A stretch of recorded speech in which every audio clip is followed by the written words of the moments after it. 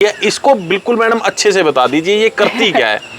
Sir basically circadian clock जो है वो हमारी बॉडी का एक बायोलॉजिकल क्लॉक है। अब हमें कौन बताता है, अगर मैं बात करूं कि इतने साल पहले जो आदि मानव था उसके पास तो आईफोन, आईपैड या अलार्म क्लॉक्स नहीं थे उसको उठाने के लिए कि वो अलार्म क्लॉक बजा सुबह 5 बजे ऑफिस जाना। There is a natural biological clock जो हमारी बॉडी के अंदर ये सेटअप है जिसके अकॉर्डिंग हमारे ऑर्गन्स भी काम करते हैं। ठीक है, जैसे कुछ रिसर्च बोलती है कि रात को 8 बजे,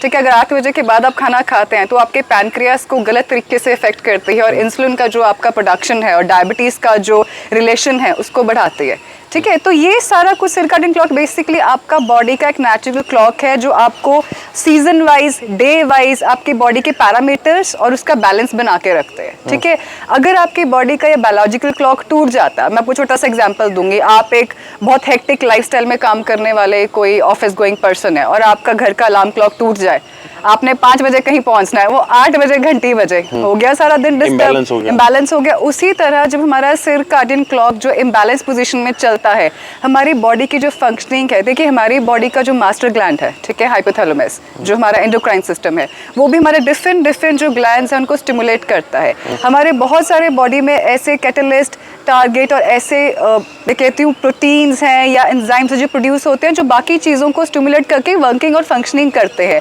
बट उनकी फंक्शनिंग भी डिपेंड होती है हमारे इस क्लॉक पे। जैसे कि मैंने आपको लास्ट वीडियो में बताया कि जब सुबह हम उठते हैं, जो हमारा मॉर्निंग का टाइम है, ज़रूरी नहीं है, बहुत लोगों ने एसी पे लेके कमेंट किया कि एसी को बंद करना, फोकस एसी को बंद करना नहीं है, फोकस इस बात पे है कि जो 4 से 5 का टाइम है वो आपकी बॉडी के अंदर ऐसे चेंजेस करता है बायोलॉजिकल क्लॉक के वाइज जो आपके रेस्पिरेटरी ट्रैक के लिए अगर आप कुछ उस टाइम में अच्छा करते हैं तो बेनिफिशियल है। ठीक है, तो अगर हम अपनी बॉडी का जो क्लॉक है उसको बैलेंस कर ले, 80 to 90% people are suffering from diseases क्योंकि उनका स्लीप पैटर्न ही पूरा नहीं है। ठीक है, अगर आप किसी कार्डियक इंस्टीट्यूट में जाएंगे, और मुझे याद है जब मैं आईसीयू सीसीयू सेटअप में काम करती थी तो हमारे एक बहुत एफिशिएंट डॉक्टर थे, बड़े एमडी थे वो, उन्होंने एक बार मतलब एक पेशेंट की हिस्ट्री लेते हुए पूछा उस पेशेंट के ईसीजी में चेंजेस आए,